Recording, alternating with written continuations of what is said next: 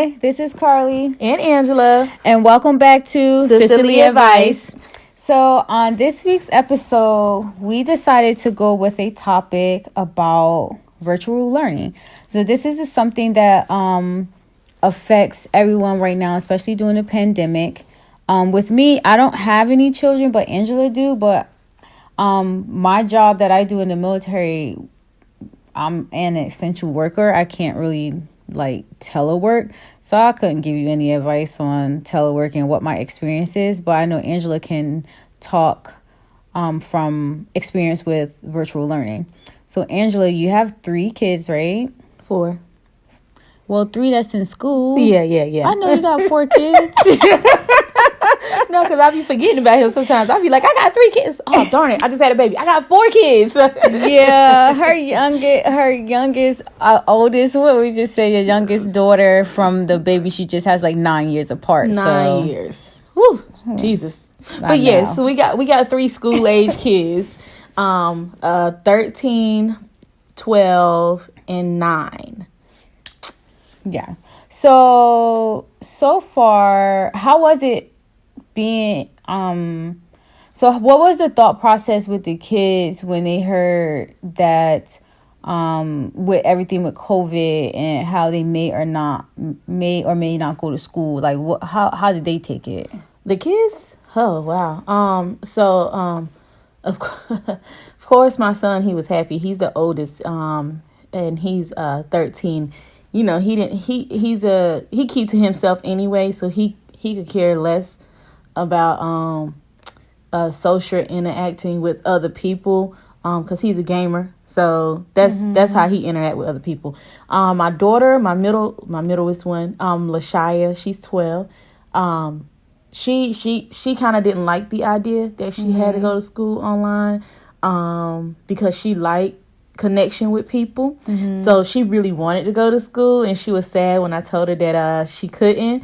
And then Anaya, she's give and take. It really don't matter with her. So either way with her was okay.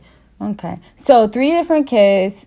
Well, obviously they're all different, but you have 3 kids, different age group, different learning. I know Shia does have a learning disability, but let's start with Tyleek, who's your oldest. He's a gamer. He's on video games. How has him going to school virtually affected his learning, his focus, and how he's doing with that? So with Tyleek, I would say that this guy. I love them dearly, I do. But my kids, for some reason, they just didn't pick up that common sense gene that I was hoping that I would give to them, during birth, but I don't think they got that one. So what the hell is a common sense gene? Have common sense, but he don't got any of that. But being in the military, we have a saying that common sense isn't common. You know what I mean?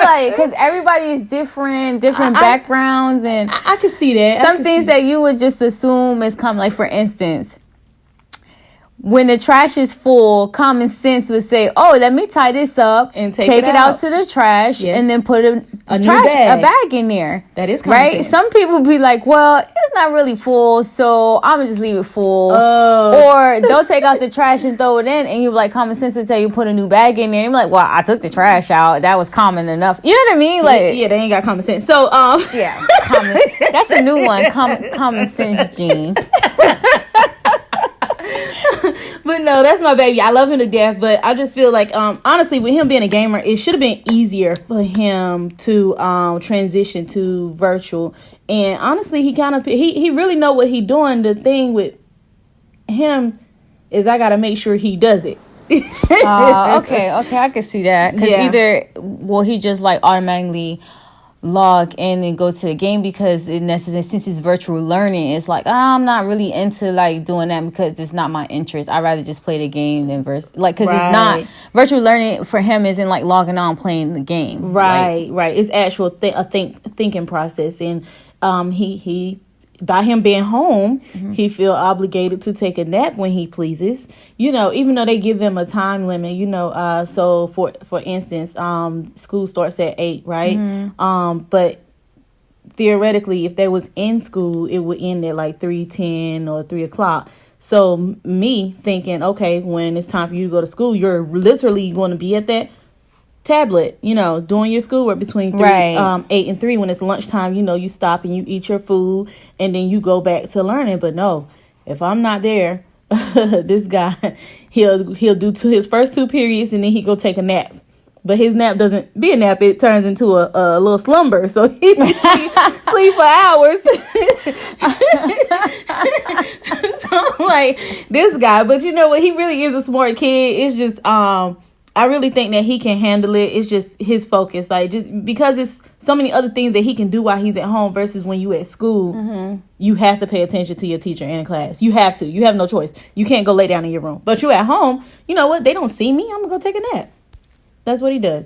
Definitely. I'm like that. I mean, I would be like, I can just say maybe my virtual learning will be different than obviously taking college classes online, right? You're just like, I'm not about to, but I think it'd be different from younger kids. Like, do they have to they actually have to log in to show participation in the class? They do. Do their teacher have to see their faces, or they just showing that they actually logged into the computer? So it just depends on which class they taking and the time of day. Most of their classes they don't have to do the Zoom, which means log in for the visual. Most of their classes they don't have to do that.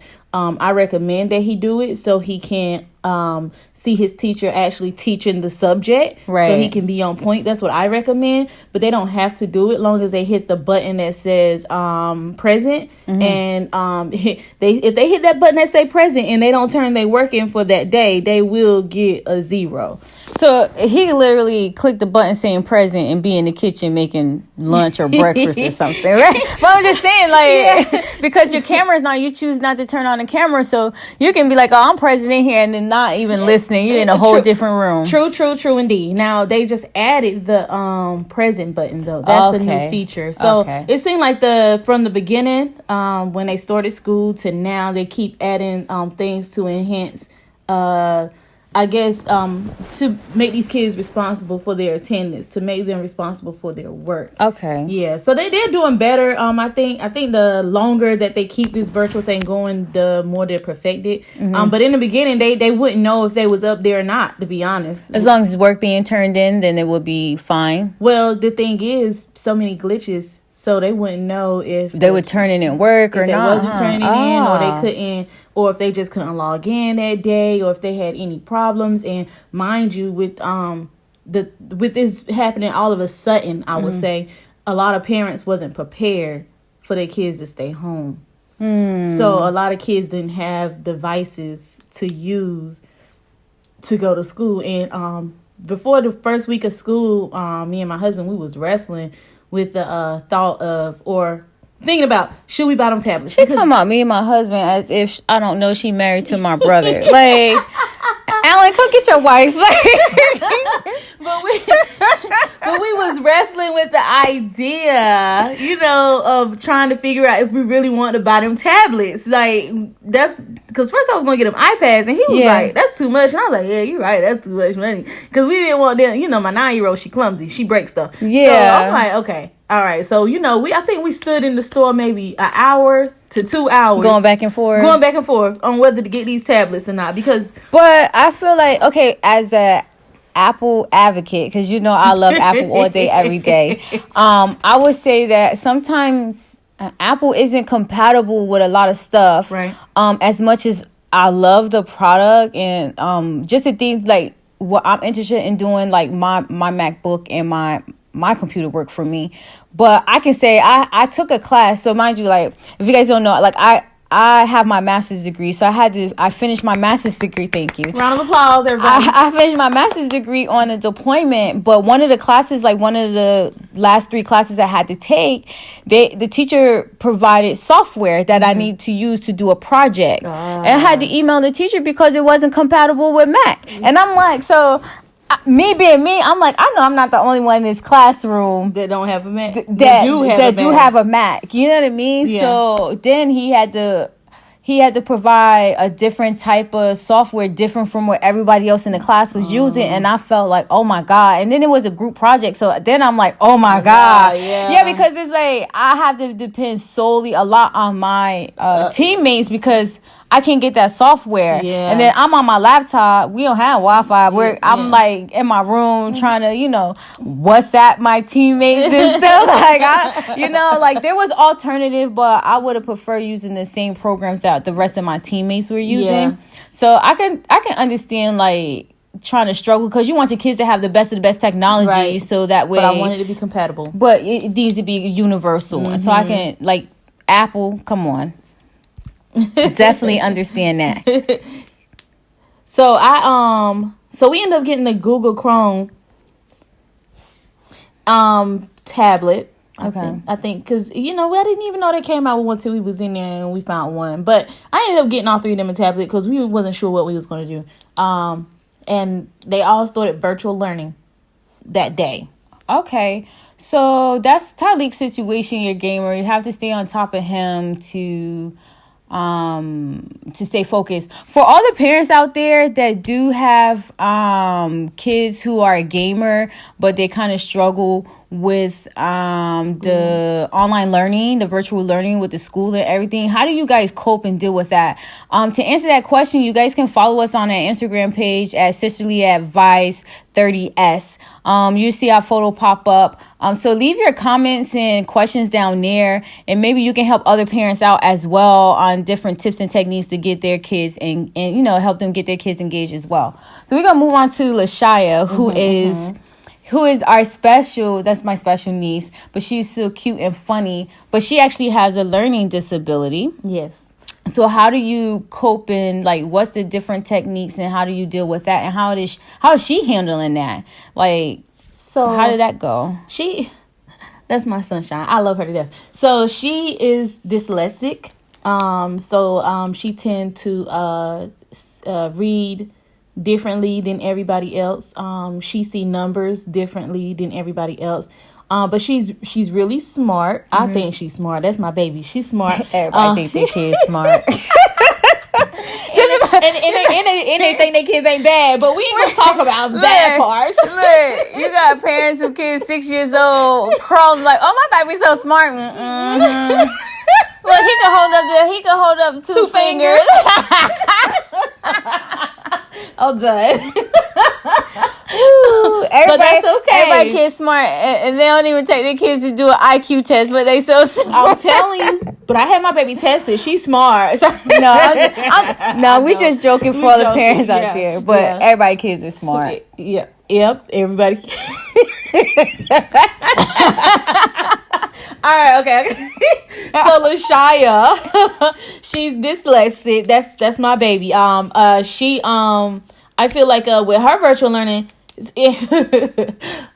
she funny. So to me, mm-hmm. she one of the kids that you don't have to never worry about doing their homework. She'll do it. Mm-hmm. When she was in school before the virtual learning and everything, she the only one I never had to say, did you do your homework to? Because I automatically knew that she did her homework. Right. Like that's just the child that she is.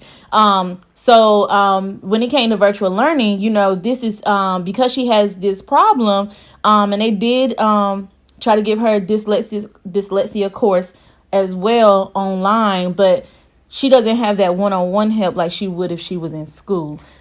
Have you noticed, like, is she having a more difficult time because she don't have, like, that one-on-one help, that, like, one-on session with a tutor and, that, like, her personal teacher to kind of help her make sure that she's slowing down and reading the words and the numbers correctly? Yeah. I think it's harder for her. That's my opinion. I think it's harder for her. Now, she may act like it's easy. Right. And she's thinking that she got it because she's, I feel... Even though I'm her mom, kids, they love their parents and they don't want their parents to think less of them. So we have to learn how to tell our kids we love them every day, no matter what. Mm-hmm. But I feel like she feel a little embarrassed to ask for help. Right. So she don't ask for it when she needs to. Mm-hmm. But she said something so funny to me. I was looking at their grades online and I was like, Shia, you fell in this class or whatever, and it was math, and she was like, oh, I failed math naturally. And I looked at her like, what? did you just say? You don't fail stuff naturally. She's like, hey, Mom, I really don't care how to count money and managing checkbooks and stuff, you know. This girl right here, boy. She funny, but that was like the funniest thing she could have ever said. I was mad at her because I couldn't laugh at her, you know. Yeah. Because I didn't want her to think that was funny, but it's funny. But I was like, baby, you don't naturally fail at nothing. You're naturally smart, and we're going to get this together. You got to learn how to ask for help. Yeah, you just have different ways, different techniques that she need to use to make sure she's understanding what she's seeing and seeing it correctly. That's just understandable. Yeah, just tell. I had to reach out to them teachers, though. Unique, I was like, yeah, and then, you know, but I feel like she got the concept of virtual learning down pat. The thing with her is she just need a little help. You know what I mean? So how are you and Alan dealing with that? Is this something that you guys, I mean, obviously you don't have certification and degrees, but are you thinking about seeing that if she can go with someone one-on-one or set up Zoom sessions one-on-one to see if that would help and improve her? Because, like, you know, we don't want her failing at anything, but we want to make sure that she has the best education as possible. Education as possible, but that she's still, like, she's not losing out on different and creative techniques to make sure that she's reading it properly and understanding. Okay. So her so when I get back, she's saying when she get back, because if you guys don't know from the first episode, she's here visiting me in the UK. Hey. So it's been a struggle. She been calling these kids every day, all day. I'm like, Lord, they get tired of you. They can't even miss you. You calling all day. Yeah, but they don't miss me, though. They need a break from their mama yelling at them. But, you know, we thinking about, I'm thinking about putting her back in school. But thinking about putting her back in school, that's one option. The second option is to contact her teachers and see if they can set up like a tutoring Zoom for her, like after school hours. That's the second option. And hopefully we can get that settled. So with if she goes back, so like for other parents out there that have children that has a learning disability, such as how you pronounce dyslexia, drinking this wine, oh my gosh. Dyslexia. Make sure you guys hit us up on Stitchly Advice 30S on Instagram and let us know tips and tricks that we can push and share with other parents that may be having difficulties trying to help their children understand what they're learning. And maybe you guys have some tips and tricks out there that Angela can use to help LaShaya, you know, with her homework. Because if it doesn't work out where she gets like the virtual one-on-one, then eventually she will probably have to go to school like partial time just to have that one-on-one session, right? Right. And I'm willing to do that for my child. Anything to make her future better. That's how I look at my children anyway. So they are the future. You know, I done lived my life, so I want to make sure they can live their best life. So I would just say, okay, now we move on to the last child, which is like my little mini me, which is Nana. I call her Nana, but Nana, Anaya. Her name is Anaya. Sour Patch. She is a Sour Patch Kid. I want to ask so bad how she's dealing with Zion, which is the youngest, the baby she just, like, my nephew she just had. But I know that's going to take us off topic. Oh, girl. But with Anaya, since she is going to school and she's not doing any virtual learning, why did you decide that Anaya actually needed to go to school and not do virtual learning? So with Anaya, they all started, like I said, they all started virtual learning. I did get them all devices for them to go. We was fortunate enough to do that for our children. But she was home, and you know, my older two she was home with the older two, and I was back at work. So when I come home, I'll be like, Nana, did you do all your classes today? And she was like, well, I didn't know how to do this, or I didn't know how to do that, or I didn't know I had to do this, or I didn't know I had to do that. And And what she was talking about was like what? Like actually using the tablet? Not using a tablet, because I gave her a rundown on how to check her because I created them all email accounts so I can email them like notes from their teachers. So we went through a whole session. I showed her what app to go to log into her online schooling. We had saved her password. I also wrote it down for her, so she knew her classes. I gave her her schedule. No, she's smart. She a smart little girl, because she knew what to do, but she has a tendency to not do it and say she didn't know how to do it. You get what I'm saying? Is it because she was the baby and now she's not the baby no more? And she's still trying to be the baby. I do feel like she's still trying to be the baby. I think that baby mentality is engraved in her, even though she's not the baby anymore, but she was the baby for 9 years. Yeah. So she still feels like she should be taken care of as if she's the baby, which is okay because she's the baby girl. So that's okay. Y'all going with that role, huh? But I had Can't to give up the full title. You still a baby girl. She's a baby girl. But we had put her back in school because we wanted to make sure that she needed that extra help, and she's an elementary student. So I don't feel like I felt like the responsibility was too much for her to handle to make sure she did her work. But not only that, also too, guys, like Alan, who's my brother, and her husband is like he's active duty military as well. Yes. But not only that, you're a full-time, not just full-time mom, but you're a full-time worker also. You're a pharmacy technician, so you have a full-time job that you need to do.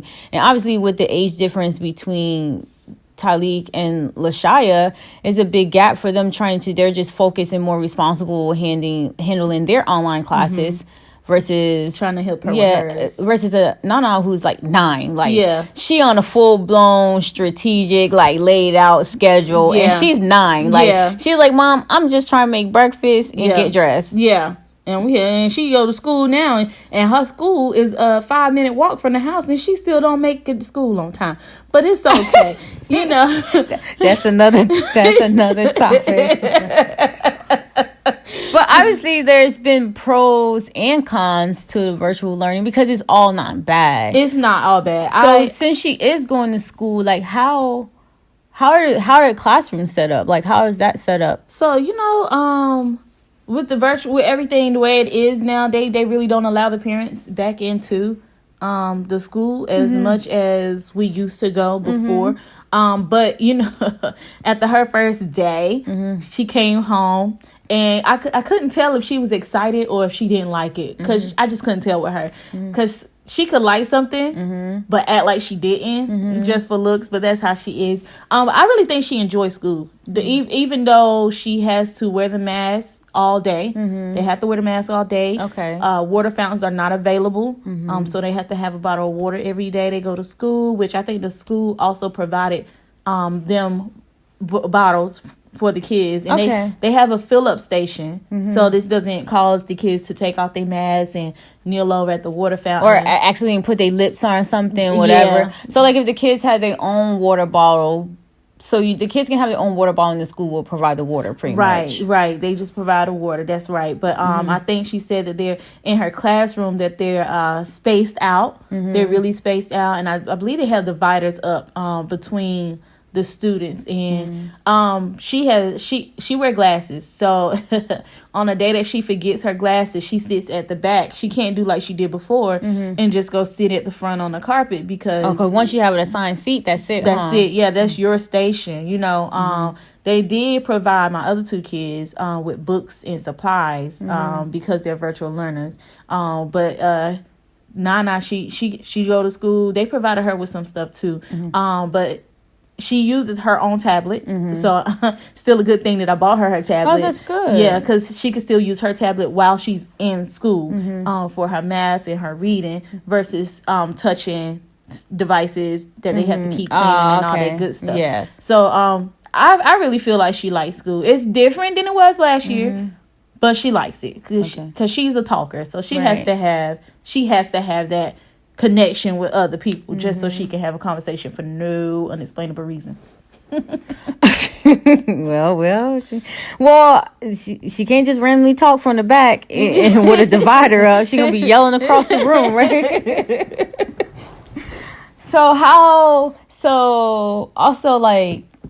So me and Angela had this conversation. Like, she has cameras set up in the house, so she checking on the kids to make sure that they're doing their schoolwork while she's at work, checking on them, so you and Alan can actually check on them. So, like, if there's parents out there that does the same thing, can you guys let us know if it's helpful, is it not helpful, or those parents who don't have cameras set up and didn't think that they should, what do you think about that? Like, leave your comments and concerns on our Instagram page on Sisterly Advice 30S, and let us know if you do have cameras, how it's working out, or if you never thought about even having cameras, just to check on them, because parents still have to go back to work, because they still have to feed their kids. You still have to, provide a roof over their head, or else be on the streets. Right. Exactly. And I know she mentioned before that Alan is active duty military, and I know y'all like, why is she going to work if her husband active? Well, let me tell you this. First of all, wait, don't come for the military with that. No, I'm not. I'm just saying that being a spouse is okay. It's okay. But me, I have to have my own identity. So I work because I like working. Right. First of all. Second of all, I work because it's good to have two incomes versus one. Right. And then third of all, I work because because we have two incomes, it's easier to provide for our kids without putting limitations on them. Right. You know what I mean? Yeah. So, understandable. That's why I work. I like working. But too, like, everybody, we feel like, going back to, the first episode talking about goals and stuff, like, everybody need a backup plan. True indeed. Everybody need a backup plan. You guys need emergency money, because we look at the economy now with the virtual learning, people being laid off, we're in a pandemic. So I think I feel like Americans now are trying to be more mindful, or people in general across the world being more mindful on how they spend their money, how they save, because you do need an emergency stash, but I don't think an emergency stash would have prepared any of us for how long the pandemic would last, That is true. I agree with that. But you know what's funny?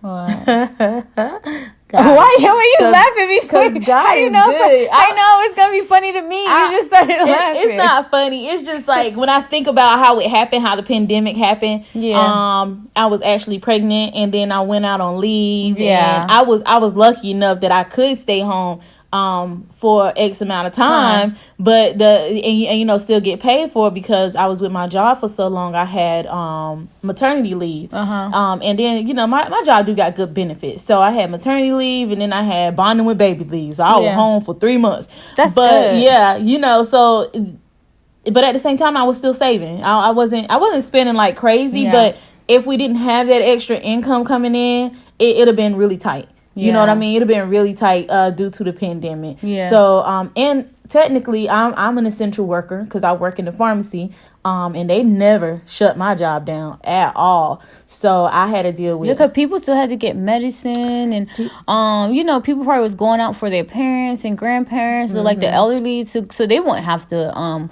go out and. They was doing that, but we set so many things in place for people, to be prepared with their medication while they're out. Like, we have this 90-day thing where they could pick up a 3-month supply of their medication, so they can stay at home. We have it's a lot of things available to them. They also offer, we can mail them their prescriptions too. Okay. But at the end of the day, we still can't shut down no matter how many because you never know. Them. Well, I think too, because sometimes you never know. You might have someone that go to the emergency room. The hospital only going to give you so much, but you need a refill, or they prescribe you. They give you a prescription, but they give you enough to last until you can pick up a full bottle. Yeah, true. So I get the understanding of medicine, because some people I feel like you're saving lives, even though you're not the doctors or the nurse, but you're providing a medicine that can ease someone pain, or that can help them level out their high blood pressure, whatever. Yeah. So, I mean, I get the essential piece of it. Yeah. But I love my job, though. I love my job. Oh, okay. She loves her job, y'all. But, not to, I mean, we got off topic a little bit. Yeah, we did. But we're going to go ahead and head out. I hope you guys learned some tips and tricks, or got anything from this conversation we had with dealing with kids who have to do virtual learning. Like I said, if you guys have any comments, questions, advice, tips to give to other parents, by all means, just check us out on our Instagram page called Sisterly Advice 30S, and we hope to find some good tricks that maybe Angela can use, and she can spread with some coworkers, and thank you for tuning in on this week of Sisterly Advice. All right, chime in next time. Bye.